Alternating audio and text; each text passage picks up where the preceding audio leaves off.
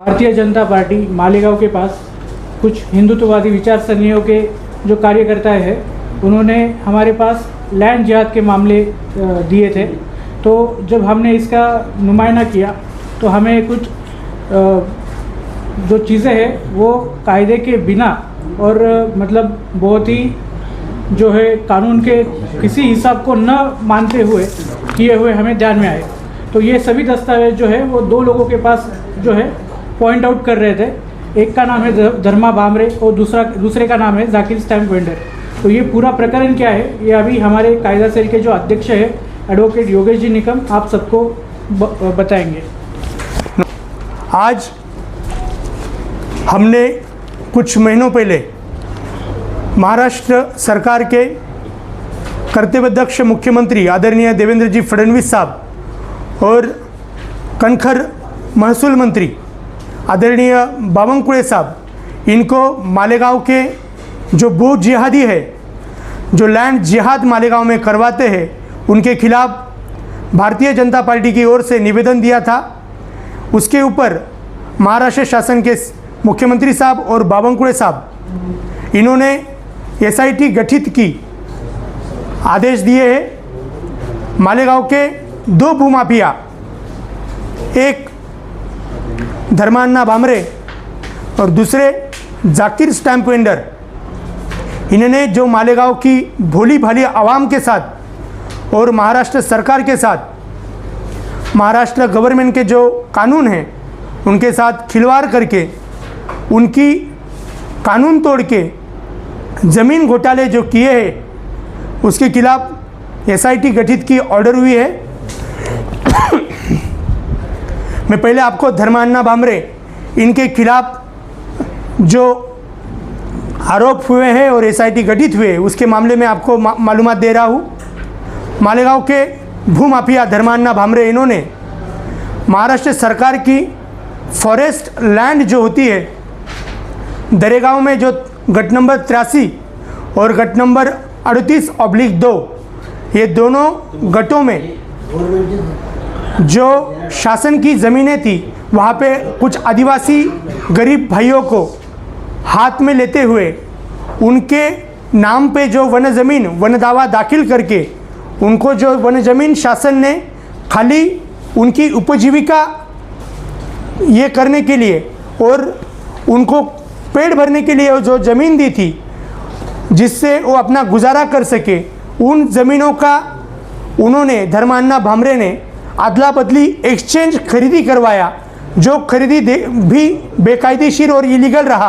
क्योंकि अगर अदला बदली खरीदी करनी है तो दो गट एक साथ आजू बाजू में होने चाहिए, लेकिन धर्मान्ना भामरे ने मालेगांव का जो वन ज़मीन फॉरेस्ट लैंड है 83 और 38/2 वहाँ की ज़मीनें कुछ पलास दरे की ज़मीनें कुछ गुगलवाड़ की ज़मीनें ऐसी ज़मीनों का दरेगांव से गुगलवाड़ में गुगलवाड़ से दरेगांव में आदिवासी भाइयों को कभी पैसा देके कभी पैसा न देके बेकायदेशीर इलीगली खरीदी करवाए और उन ज़मीनों पे उन्होंने धार्मिक स्थल बनाए, मस्जिद वगैरह बनाई, मदरसा बनाई, स्कूलें बनाई, वहाँ पे लोगों के घर बनवाए, कारखाने बनवाए। ये सभी जो गरीब लोग थे जो मजदूर है, लूम चलाते हैं, चरखा चलाते हैं, ऐसे गरीब आवाम को इन्होंने ये ज़मीनें कोई भी गवर्नमेंट से इन्हें ऑर्डर न लेते हुए कोई लेआउट न करते हुए और न कोई शासन को नजराना महसूल भरते हुए ये सारी ज़मीनों पे बेकायदेशीर इलीगली वहाँ पे रहवासी बस्ती बनाई। इनके खिलाफ हमने माननीय मुख्यमंत्री साहब और महसूल मंत्री साहब को निवेदन दिया। उसके ऊपर उनके खिलाफ एसआईटी गठित हुई है। इसी गट नंबर 83 में एक फेयर एक्सपोर्ट नाम का कत्तलखाना स्लाटर हाउस चल रहा है जो स्लाटर हाउस इलीगल है, फॉरेस्ट लैंड पे बना हुआ है। वो फेयर एक्सपोर्ट कारखाना की एनए ऑर्डर रद्द हो चुकी है। वो रद्द होने के बाद वो स्लाटर हाउस गिराया जाए ऐसे आदेश भी मिले हैं, फिर भी आज वहाँ पे वो फेयर एक्सपोर्ट कत्तलखाना स्लाटर हाउस चालू है।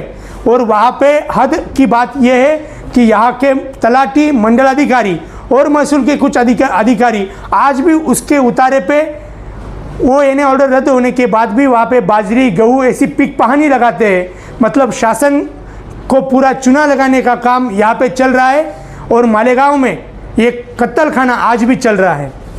वही दूसरी ओर जाकिर स्टैम्प वेंडर जाकिर अब्दुल लतीफ़ और उसकी फैमिलियों के उसके भाइयों ने मालेगांव के जो गट नंबर 114A 114B 98 99 112 118 119 120 122 ये जो गट है, जो गट कभी 114A 114B जो खेती के लिए राखी हुए, 122 जो आदिवासी लैंड है फ्लड जोन पे है, 119 जो गट प्राथमिक शाला के लिए रिजर्व है, कोई गट कब्रस्तान के लिए रिजर्व है। ऐसे जो शासन के रिजर्व गट थे वो सारे रिजर्व गट पे इसने कोई भी शासन से एने ऑर्डर नहीं ली, कोई लेआउट नहीं बनाया, गवर्नमेंट को कोई नजराना नहीं भरा और यहाँ पे पूरी तरह से इलीगल बस्तियाँ बिठाई है, मस्जिदें, मदरसा, ईदगाह, दरगाह बनाई हुई है और कारखाने बनाए हुए जो कि पूरी तरह इलीगल बस्ती बसी है। मुस्लिम भाइयों के मराठी भाषा का अज्ञान का फ़ायदा लेके ये ज़मीनें ज़मीनें लेआउट ओरिजिनल है ऐसा जाकिर ने यहाँ की गरीब भोली भाली आवाम को दिखाया और उनको स्टैम्प भी लिखवा दिया कि इनकी एने ऑर्डर हुई है, इनको मैं भविष्य में एने ऑर्डर करके दूंगा, आपको यहाँ पे रोड गटर बनवा के दूंगा। आज की परिस्थिति में अगर 114A और ये सब गटों पे अगर जाएंगे तो यहाँ पे कोई लेआउट नहीं बनने के कारण नगर रचना की पूरी वाट लग चुकी है। यहाँ पे अगर कोई इमरजेंसी हो जाए तो एम्बुलेंस वो गलियों में जा नहीं सकती, इतनी छोटी छोटी गलियाँ बन गई है। अगर कोई आपत्ति आग लग जाती है तो फायर ब्रिगेड की गाड़ी भी नहीं जा सकती है। ऐसा पूरा शासन के साथ और गरीब आवाम के साथ जाकिर स्टैम्प वेंडर और उसकी फैमिली के भाइयों ने आवाम के साथ धोखाधड़ी की है, फसनुक की है। इसके खिलाफ हमने शासन महाराष्ट्र के कर्तव्यदक्ष मुख्यमंत्री आदरणीय देवेंद्र जी फडणवीस और आदरणीय बावनकुळे साहब महसूल मंत्री इनको निवेदन दिया था। उस निवेदन के अनुसार महाराष्ट्र गवर्नमेंट के हिंदू धर्म रक्षक आमदार गोपीचंद जी पडळकर साहब ने लक्ष्यवेदी भी लगाई थी, जिसके कारण महसूल मंत्री साहब ने जाकिर स्टैम्प वेंडर और उसके साथियों के साथ और 8 दुय्यम निबंधक अधिकारियों के ऊपर, तत्कालीन प्रांत के ऊपर उनको निलंबित किया गया है और इन सब के ऊपर गुना दाखिल किया जाए और समिति का अहवाल देकर ये सारी बस्तियां भविष्य में ये निष्कासित की जाएगी, गिराई जाएगी और यहाँ का पूरा अतिक्रमण गिराने की पूरी हमारी भारतीय जनता पार्टी की ओर से हम तैयारी कर रहे हैं और आवाम को हम आह्वान दे रहे हैं कि आपके साथ जो धोखाधड़ी ये जाकिर स्टैम्प वेंडर ने की है, आप पुलिस स्टेशन जाए और जाकिर के खिलाफ FIR करवाए, ये हम उनको आह्वान करते हैं। और ऐसे कोई भूमाफिया अगर मालेगांव की आवाम को फंसाते होंगे, गवर्नमेंट को फंसाते होंगे, गवर्नमेंट का महसूल अगर नहीं देते होंगे तो आप हमारे भारतीय जनता पार्टी की तरफ आप एप्लीकेशन दीजिए, हम उसके ऊपर कार्रवाई करेंगे और कोई भूमाफिया को छोड़ेंगे नहीं। तुबा कॉस्मेटिक कंप्लीट स्किन सॉल्यूशन आपके लिए नया है। धूप से बचाने वाली डे क्रीम, सौंदर्य चेहरे को गोरा करने वाली नाइट क्रीम, फुंसियों के लिए TC skin cleaner and serum, सर्दी में जिल्दों को ताजा रखने वाला मॉइस्चराइजर, 7 दिनों में गोरा करने वाली क्रीम, आंखों के नीचे कालापन को दूर करने वाला TC डार्क वे सीरम, हाथ और गर्दन का कालापन दूर करने वाला साबुन। हमारा पता याद रखें, कुसुम्बा रोड औलिया मस्जिद के सामने, तुबा कॉस्मेटिक कंप्लीट स्किन सॉल्यूशन। इसमें फरियादी कौन है?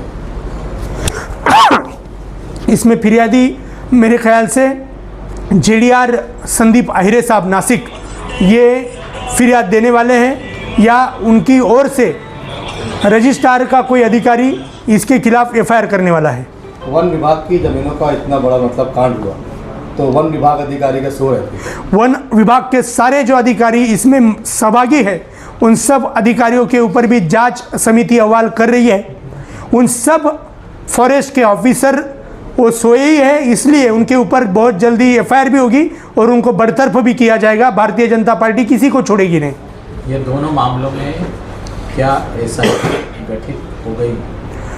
धर्मान्ना भामरे के ऊपर चौकसी समिति बैठ गई है जिसके अध्यक्ष अपर जिलाधिकारी देवदत्त केकांत साहब है और सदस्य प्रांताधिकारी विशाल तहसीलदार और नायब तहसीलदार साहब ये समिति के ऑफिसर हैं और जाकिर स्टैम्प वेंडर के खिलाफ भी समिति अहवाल भेज रही है और उसी में यही अधिकारी सब लोग उसमें हैं। अब इस पे भारतीय जनता पार्टी क्या चाहती है? क्या उन लोगों को वहाँ से, यानी वो इतने धार्मिक स्थल है, वहाँ पे मस्जिद है, मंदिर है, लोगों के घर है, इन सबको तोड़ दिया जाए या फिर वो इलीगल किया उन्होंने दंड भर दिया जाए, क्या इसके अंदर पर्याय, या फिर सिर्फ एक ही एम है कि वो उन घरों को जो है तोड़ दिया जाए? हम आवाम के खिलाफ नहीं है, लेकिन भूमाफियाओं के खिलाफ है। भारतीय जनता पार्टी यही चाहती है कि अगर कुरान शरीफ भी बोलता है कि किसी इलीगल ज़मीन पे मस्जिद बनवाई नहीं जाए और उस पर नमाज भी हराम है, तो ऐसी मस्जिदें हम गिरा के रहेंगे। ये टोटल कितनी ज़मीन है, कितने एकड़ है? ये टोटल कम से कम 70 से 80 एकड़ ज़मीन है। जो 122 है वो आदिवासी ज़मीन है, फ्लड लाइन पे बनी है, वहाँ पे भी दरगाह और ईदगाह बना है, उसका कोई परवानगी लिया गया नहीं है। ऐसे ही जो 119, 120, 114 114 ब ये राखीव गट है, जो कब्रिस्तान के लिए राखीव है, प्राथमिक शाला स्कूल के लिए राखीव है। ये सब गटों को इन्होंने एने ऑर्डर नहीं है, नजराना भरा नहीं है, फिर भी यहाँ पे बस्ती बिठा दी है जो इलीगल है। अगर इलीगल है तो भारतीय जनता पार्टी इसको गिरा के रहेगी। फेयर एक्सपोर्ट का जो आपने कहा, महानगर पालिका ने को आदेश हो गया है कि उसको गिरा देना चाहिए, लेकिन उसके बाद भी महानगर पालिका कार्रवाई नहीं कर रही। आप सत्ता में है तो अभी तक के आपने, क्योंकि ये 4 तारीख का आदेश है, ये गठित ये इसका है ना, तो अभी तक के क्यों कार्रवाई नहीं? यहाँ के कामचोर और निष्क्रिय आयुक्त इन्होंने लोगों को नोटिस भी दी थी गिराने की, महाराष्ट्र शासन ने जब भेजा था, लेकिन आयुक्त ने कुछ कार्रवाई की नहीं। और यहाँ पे महानगर पालिका में इस्लाम पार्टी और मित्र पक्ष की सत्ता होने के कारण ये मुस्लिम धार्जिने जो पार्टीज़ है, ये इसमें रुकावट पैदा करने की आशंका हमें पैदा हो गई है। इसलिए, लेकिन ऊपर हमारी गवर्नमेंट है, हम ये सब गिरा के रहेंगे। महापालिका के विरुद्ध आपने धरना आंदोलन क्यों नहीं किया कि महापालिका काम नहीं कर रही है, तो उसके खिलाफ प्रदर्शन? हम बहुत ही जल्दी प्रदर्शन और धरना भी करेंगे, और हम लोकशाही मार्ग से जो जो हमें करना चाहिए वो सब हम करेंगे।